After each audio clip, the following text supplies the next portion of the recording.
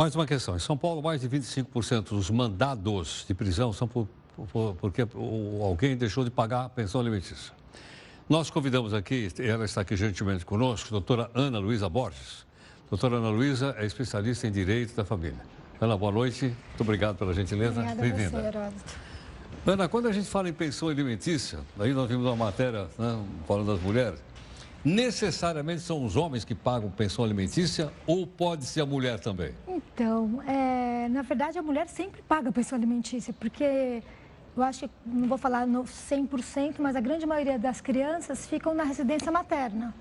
Então, só para você manter aquela criança, a estrutura da casa, para manter a criança, já é a sua contribuição. A sua contribuição. Então, por isso que eu acho que os mandados todos de prisão são para o homem, porque quando o homem não comparece com a sua parte, com a parte da pensão alimentícia, quem arca com tudo no final é a mulher. Normalmente ela vai tentar suprir o que o pai deveria dar, quando ele é condenado numa decisão judicial. Então, na verdade, a prisão não é imediata, não existe existe todo um procedimento e alguns requisitos.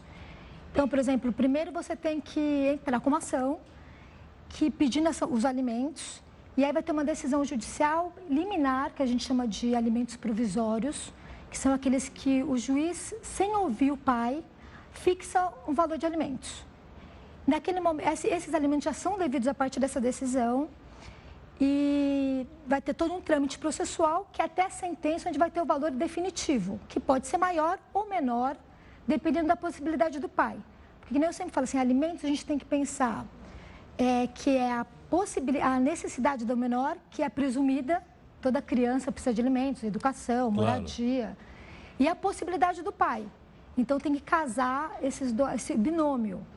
Então, quando tem a decisão e o pai não honra com os alimentos, você pode executar os alimentos. Num primeiro momento, a gente tem que pensar o seguinte, a prisão não é imediata, ela deve ser uma medida excepcional. Porque a prisão do devedor de alimentos não é uma pena como um ilícito penal. Claro. Ela é, na verdade, um ato compulsório para obrigar aquele pai a pagar alimentos. Porque você, na verdade, tem que ver também que é um caráter alimentar, a criança precisa daquilo. Então, no primeiro momento, o juiz recebe, verifica que o pai não está pagando, ele vai primeiro protestar. Então, ele pega aquele título e manda o nome para o Serasa, né? Negativar o nome. Sim. Porque, às vezes, primeiro, com essa atitude, o pai já pode pagar, porque vai ficar com o nome negativado. Se não surtir o efeito e o pai não justificar, porque ele não pode, veja bem, a justificativa não é o desemprego só. Então, ele tem que estar desempregado há muito tempo ou com uma doença severa que efetivamente possibilita ele Quer dizer, que ele prove que não está tendo rendimento e não pode pagar. E assim, não é só estar tendo, não é nenhum, assim, ele pode ter alguma, não é que ele pode estar desempregado por um tempo, ele tem que estar desempregado há muito tempo, por exemplo, ele vinha pagando e ficou 2 anos desempregado. Então, quer dizer, ele usou todas as economias para honrar aquela obrigação. E mesmo assim, ele não conseguiu pagar. Agora, se ele foi aposentado? Ele tem a aposentadoria. Mas pode mandar descontar direto da aposentadoria dele? Pode descontar. Você, na verdade, quando você tem emprego ou é funcionário público, você consegue descontar diretamente.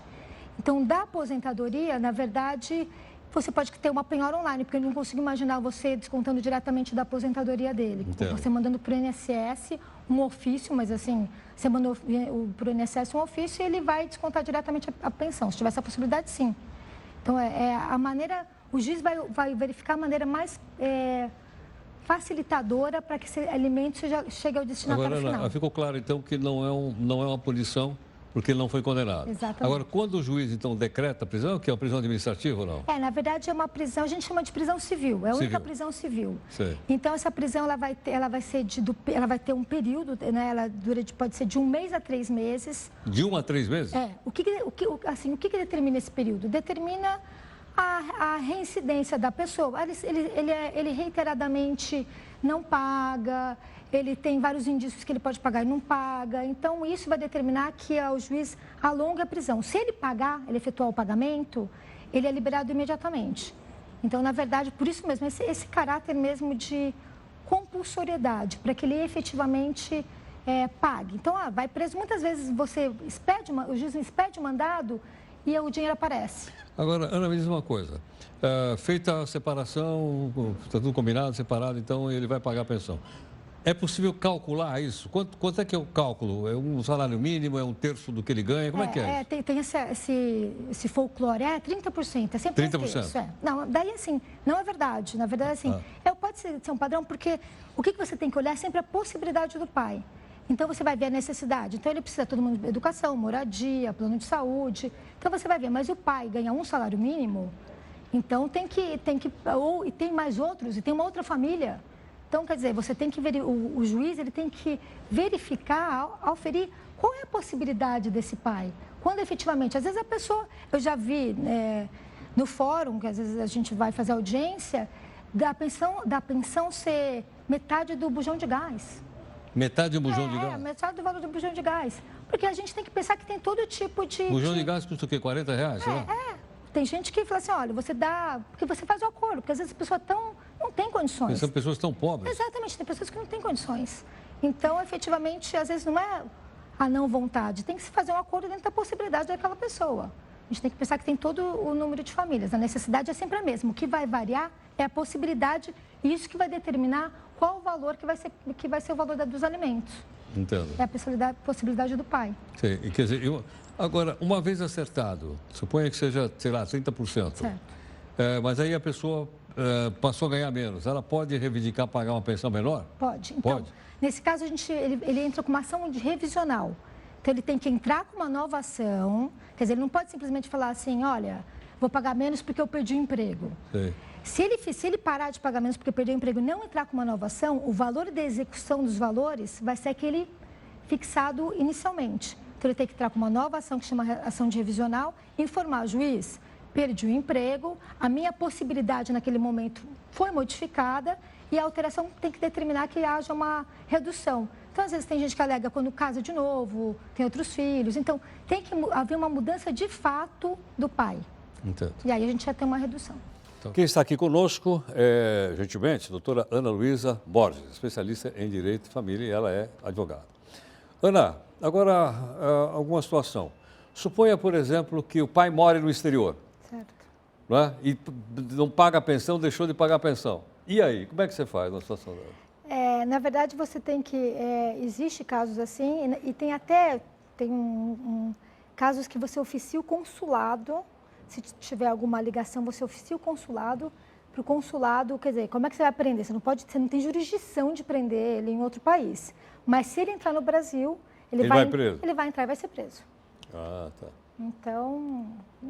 Sim, mas aí a correspondência entre o judiciário daqui e o de lá é feita também via consulado ou não? É feita via consulado.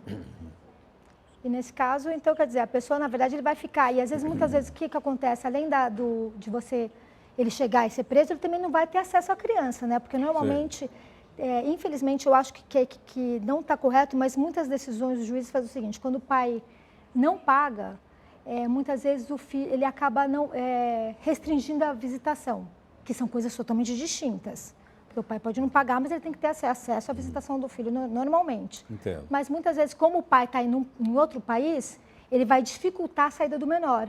Até porque tem crianças que vão para o exterior visitar o pai e são sequestradas, não voltam. Não voltam, é verdade. Então, isso também é um outro caso que é muito difícil para um juiz determinar a visitação e ter, eventualmente, um problema depois do não retorno do menor. Porque para você buscar essa criança, de novo, você não tem jurisdição lá. Fica muito complicado. Agora, quando o juiz decreta a prisão de um grande jogador de futebol, de uma grande celebridade, isso aí tem um espaço imenso. Né? Ganha uma Talvez dimensão, até sirva de exemplo, ou não?